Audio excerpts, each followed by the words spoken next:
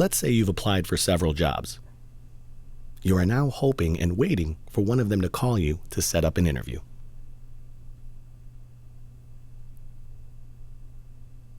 But before you get that call, you need to think about what accommodations you will need and what is best for you. You need to have a plan.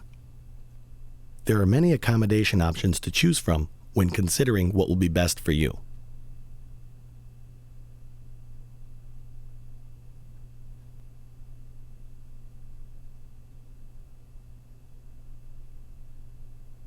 This workshop will focus on the use of an interpreter during an interview. Specifically, we want to talk about these two things. The first one, how to make an arrangement for an interpreter during a job interview. The second one here, what you can expect to happen during that job interview.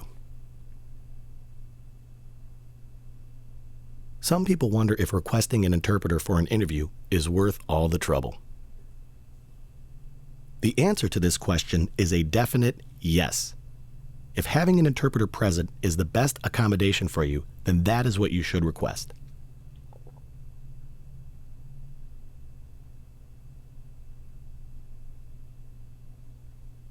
In an interview, you must give the employer the best impression that you can. And this includes being able to answer their questions and ask questions that you may have of your own.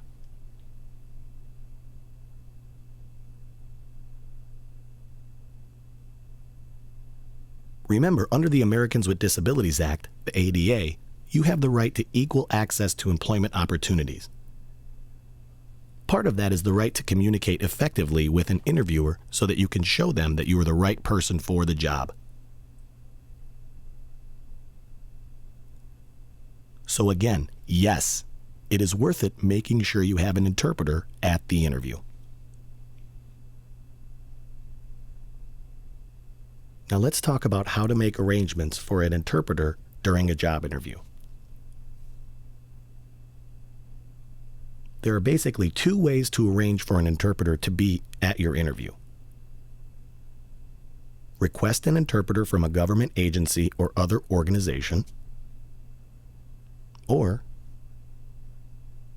number two, request that the employer provide an interpreter.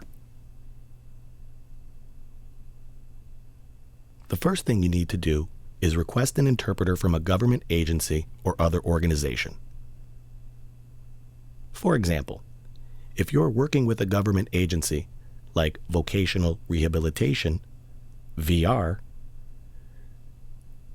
they may be able to help you by coordinating and paying for interpreters for interviews and different job fairs.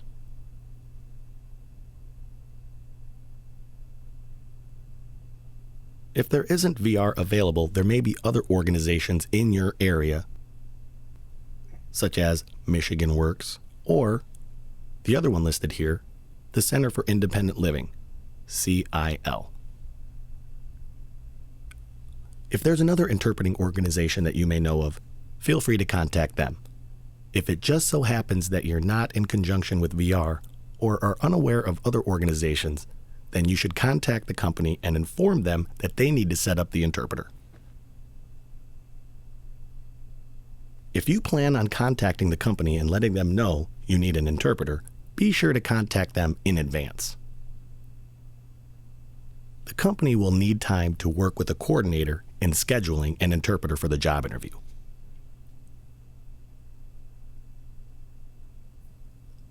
Don't just assume and think the employer knows what to do and that you'll show up with an interpreter present.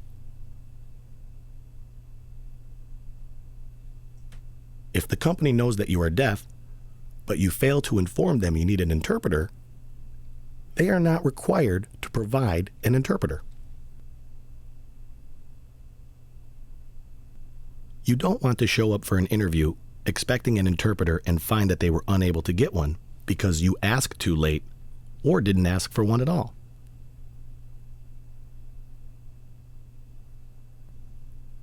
Don't sacrifice your ability to communicate and your chances of getting the job because you did not plan ahead.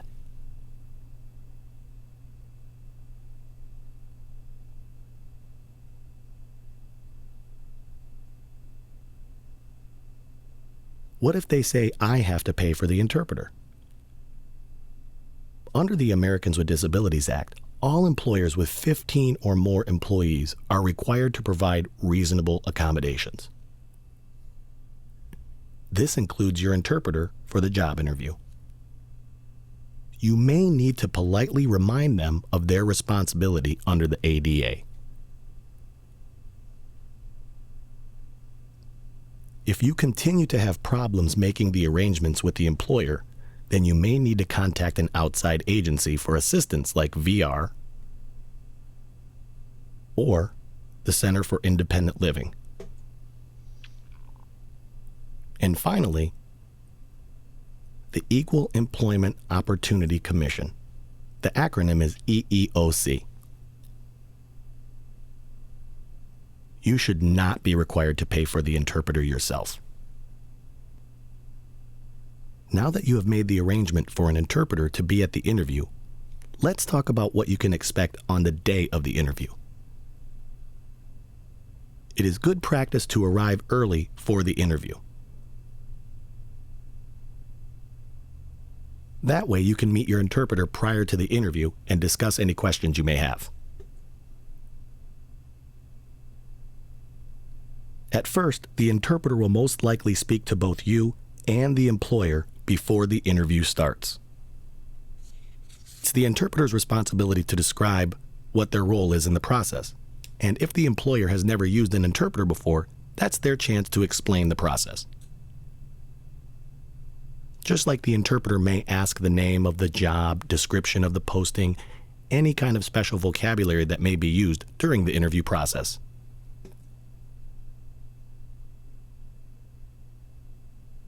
And now second, discussion with you, the candidate. The interpreter will introduce themselves. Nothing more, unless you need to ask questions or discuss anything. If you feel comfortable in discussing that, I encourage you to inform them the name of the job posting, the candidate, maybe show them your cover letter or resume.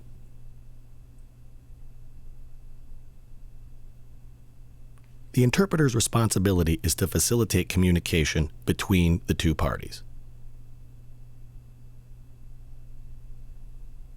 But little background knowledge about the situation will also help the interpreter do their job as effectively as possible. If you are not used to working with an interpreter, you should mention this to them so they can help you understand how the interview will work. If you've worked with interpreters before and want them to do things in a certain way, then this is the time to explain to them what you want them to do. During the interview. If things are going smoothly during the interview, the interpreter will facilitate the conversation between you and the employer, and all will go well. If the interpreter is spending a lot of time asking, "Do you understand me? Do you understand?" or "Am I clear?" repeatedly, if you notice the interpreter talking a lot with the interviewer, that means that there may be some confusion or difficulty interpreting the interview. You can probably expect some or all of these to happen during the conversation, which means if you see the interpreter saying they don't understand or they're not clear, it's important not to ignore that. If the interpreter isn't clear or you don't understand, it's important to inform them to repeat themselves or clarify what they said. The interview is the interpreter's responsibility just as it is yours to ensure that everyone has clear understanding of the communication. If there are any problems beyond basic clarity and understanding, then you may need to make some tough decisions about the situation during the interview. If the interpreter is not working out, then you may need to consider stopping the interview and rescheduling when a different interpreter is available. While rescheduling your interpreter should be the last resort, it may be better for you to stop the interview and reschedule, finding a different interpreter to ensure fluid communication, rather than putting up with the interpreter and experiencing frustrations which makes a bad impression on the company, and they may not want to hire you.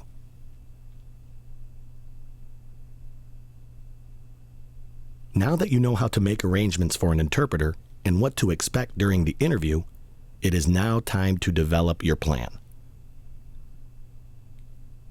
Don't wait for that first employer to call. Figure out what you're going to do and be ready for when the calls and interviews start coming in.